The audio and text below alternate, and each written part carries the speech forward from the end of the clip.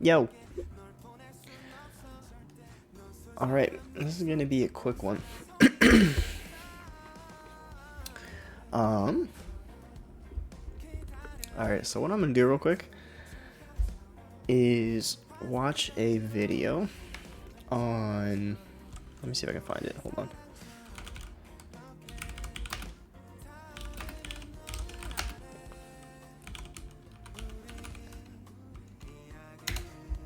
See if that gets there. Gleb? Alright, yeah, I found it. Okay. Yeah. So this will be quick. I'm gonna watch a video on taking renders from either Blender or whatever and bringing them into a program to do post-production, because that's something I've been doing a lot, and recently like never got taught on how to do it, so it's been a kind of steep learning curve for me. And most of the posts we do, or I've done, is in for stills Photoshop, for good reason, but for animations I've only done, like, I haven't done posts, I've just cut things together in like Premiere. But DaVinci Resolve is a free like solution to After Effects or Premiere. Actually, I don't know After Effects, I take that back. I think After Effects is different. I don't really use that one that much, but Premiere. So DaVinci is kind of not open source, but free. And apparently I found this course or video explaining like using Resolve as a post-production workflow, whether it's stills or animation. So it's kind of cool, so I wanted to watch the video, and that's what we're gonna do today. So not really gonna be in 3D, I think. I'm just gonna be watching this video on a new workflow using DaVinci, which I already use to edit videos and animations. But if the color correction is so good that you can use it to do it for renders, well, why not? So we're gonna take a look. So yeah, let's hop into it. Turn down the music. Let's see what you got. The moment has come. Creative Shrimp, with the support of the Blender community, presents the first ever freemium video course on professional color management and color grading for 3D artists using DaVinci Resolve. DaVinci Resolve is a professional color grading software used in Hollywood, but also widely adopted by indie and hobbyist filmmakers all around the world. It's known for its amazing color grading Dude, color toolset grading is and how sick. it makes it easier I don't know to anything achieve about rich it. and cinematic color grades. What was crucial for its adoption and success is that it has a free version, which doesn't compromise on the power, making it a perfect match with Blender, which, needless to say, is also free. So you can take your awesome animations rendered in Blender and actually color grade it in the industry standard color grading software, adding that professional polish and tailoring the colors to your creative vision. All of that for free, or if you want to invest in Resolve Studio or some add-ons for Blender for a pretty manageable amount of money. But again, the main workflow being completely free. So we decided to release a video course which is also free, or freemium as we call it. We don't want to put it behind a paywall this time, in other words, so everyone can use it. We do it like this as we feel we're standing on the shoulders of the people doing that. Such as Troy Sobotka, making cool shit and showing people how to do it. Genko, Adriana Oliveira, Iri Cho, and many others. And as we've mentioned before, the software itself is also free, so there's no upfront price for the course this time. You can get it at literally $0, essentially for free, or you can donate any amount that feels right to you. We feel that it's the right thing to do, even though it took us months or even years to wrap our head around it. I mean, how the whole color management thing works, and how to export the wide dynamic range from Blender and process it in Resolve without losing that range. Color correction thing work. So on and so forth. We dived deep into it and spent our time researching what is the gamma and color space, and how exactly to set it up correctly in Resolve to get the best result. and how the various settings influence the God. picture formation, so we can get most out of this workflow. You know, this stuff can be a rabbit hole, and there is a lot of confusion around this subject on the internet. It sounds like it. So even the 3D rendering pros can often feel a bit lost at what buttons to press to get things right. The good news is that we as Creative Shrimp actually did our homework and built a workflow that we have been using since then to compose it and grade our Blender animations. Fuck yeah. We think that the results speak for itself. If you watched the animations that we made for our cinematic lighting course, for example, and for some other projects, that is precisely that workflow that we used to make the colors pop and add that cinematic touch to everything. The renders made in Blender and graded in Resolve. Graded That's in the Resolve. combo. So that's what we're looking at today. So finally, we're ready to share this knowledge with you. Cool. To make sure that the info we're gonna share is factually correct and we don't accidentally spread misinformation, we've been in contact with such luminaries as Troy Sobotka, Juan Pablo Zambrano, Joe Genko, Adriano Oliveira, and many more have been consulted along the way. Now let me walk you through the contents of this 4-hour course. Oh. Please don't worry if some of the terms may sound unfamiliar to you or straight up confusing. In the actual videos, we'll do our best to clarify all the terms, but still it's an advanced, complicated material. Mm-hmm. In the first Difficulty introductory advanced. video, we'll learn Perfect for us. Okay, so this is just a like intro into their course, but it's a free course, so it's fine for us. We're gonna watch this video, see how that goes. So that was the intro. We'll get into the content of what this 4-hour course is gonna look like, and go from there. But I think it'll be fun. I think it'll be fun because most of what I've done is just, I don't know how to do something, let's play around with it. Color grading and post-production in general is something that I don't have any experience with. Like, we're not taught this in school. I haven't really touched it much in previous jobs. Touching it a little bit more now. And just realizing the power of post-production and what it really does and what it can do is just incredible. So that's why I'm interested in post-production to start, but then to find this course of taking like 4 3D artists going from Blender and color correcting not only animations but stills in a video software like in Premiere essentially would be the comparison, is super cool. So just to get some like basic foundational knowledge of some, just what is post-production, how do you do it, I don't know, just to learn more about it. I think it'd be fun. So a free 4-hour course sounds great. It'll be easy to hop on, learn a bit more about it. That's kind of my perspective of what we're doing here. There's a couple other projects that I've been thinking about. One I have to spend a bunch of time on. Probably can't stream. The other one I'm debating if I have enough time for, and the other one is just on the back burner that'll come in a month and a half, and we'll start working on that. But in the meantime, I don't know, this might be a fun thing to intermix, so it might be, I mean, everything I've done is super inconsistent, but I don't know, it's not really committing to anything, just wanted to see what this is about. So we're just going to watch this video tonight, see what's up, and see if it's something worth following along with. So that was the intro, so let's get into the contents. What is this 4-hour course going to look like? how to properly export image sequences from Blender. What interchange format is the best for storing the wide dynamic range data? Hint, it's OpenEXR. Okay. So we'll get to know its properties and how it differs from PNGs and other final image formats. Then Sure. we'll talk about its compression, bit depth, and so on. Again, in comparison to the final image formats. And then we'll learn how to interpret it correctly in DaVinci Resolve, as by default it will look wrong. Mm-hmm.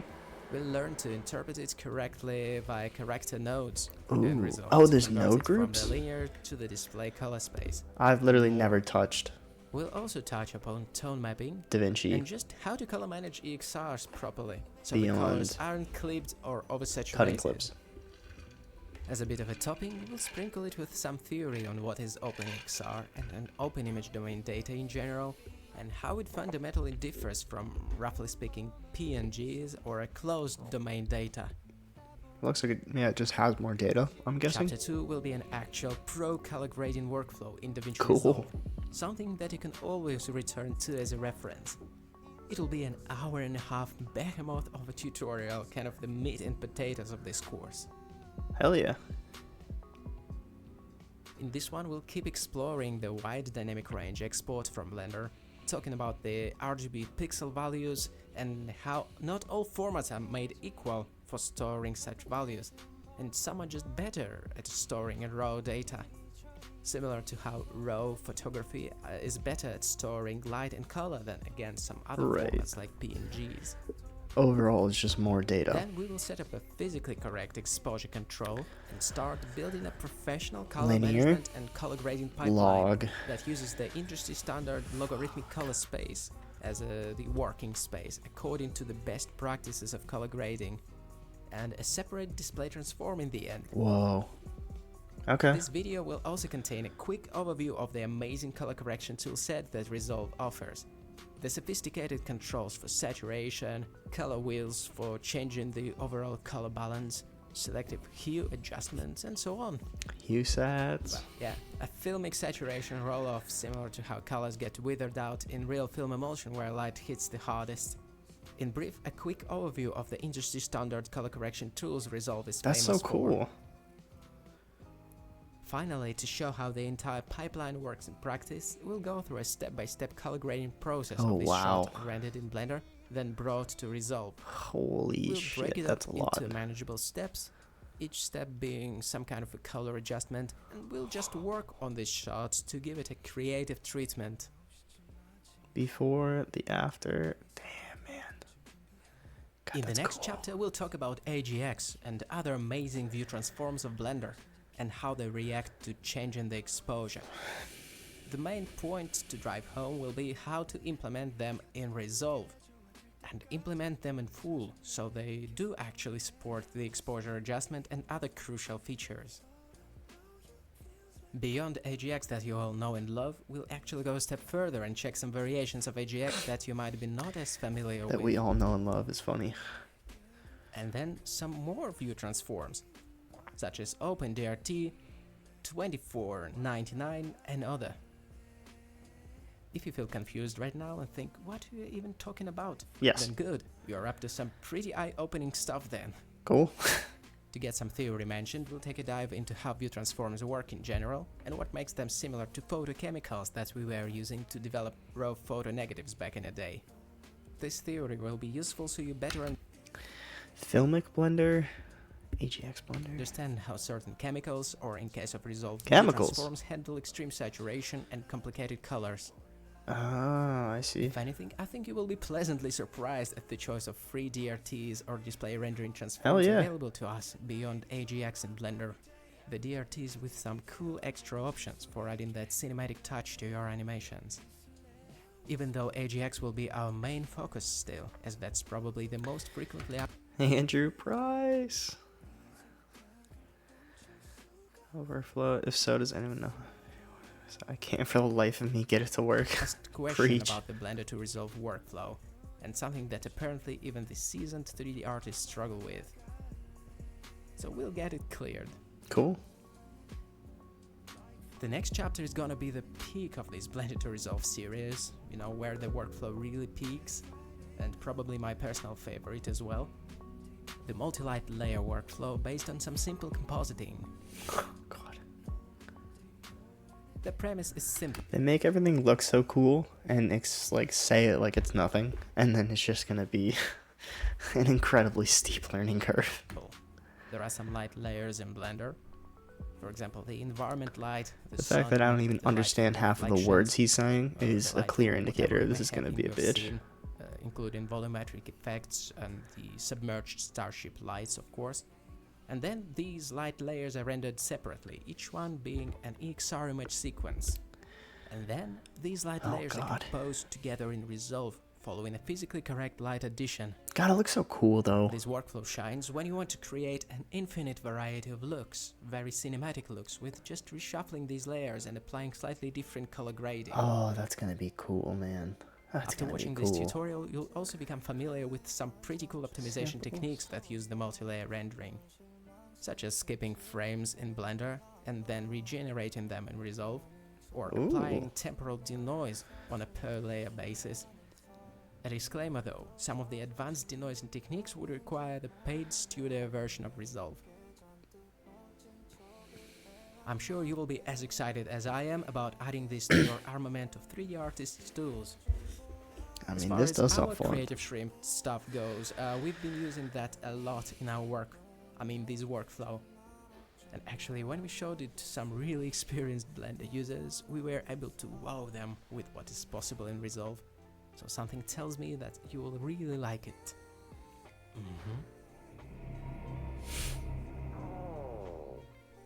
I wonder if this has already shifted your evaluation of this donation-based product.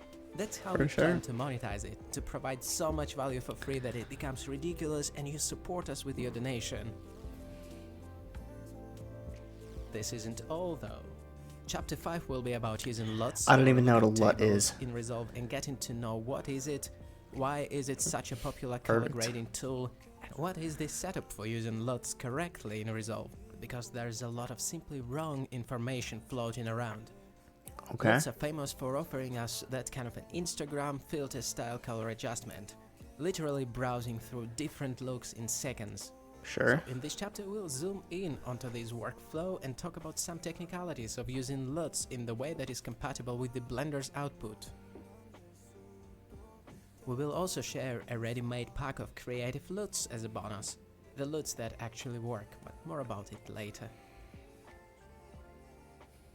Besides color grading, Resolve offers some useful non-color grading features. So in another video we'll take a look at various time-saving tricks, such as skipping frames in Blender and as a result saving a lot of render time. That's kind of cool. And then taking this choppy footage and applying optical flow That's in Resolve kind to of magically cool, smooth dude. it out and regenerate the missing frames. Or adding the fake motion blur. Or how to take an extremely noisy cycles render and apply spatial and temporal denoise in Resolve to greatly reduce the amount of grain. And do it without introducing the frame flicker, something that Blender struggles with.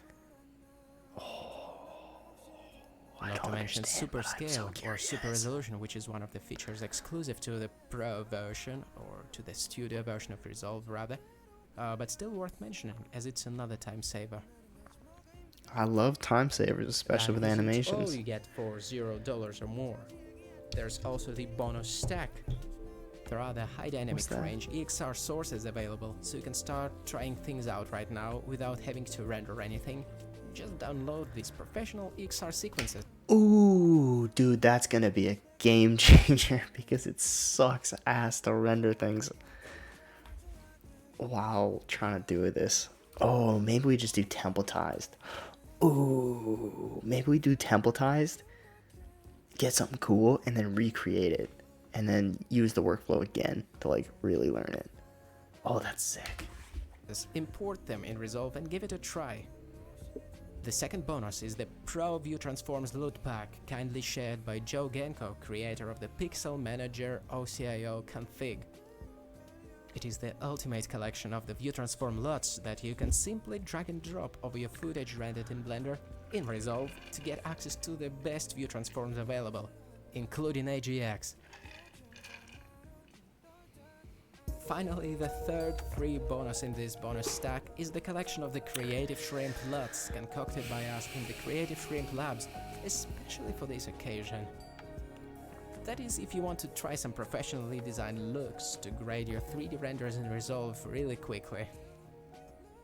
Finally, given that this whole color management thing can be confusing as hell, there will be a dedicated channel in our Discord where you'll be able to ask any questions. Or, on the other hand, extend your help to other students. Where's my coffee? Thank you so much for watching. I hope this video kind of sparkled your interest, and Yeah, who it knows, did. maybe you're itching right now to download everything and start absorbing this workflow.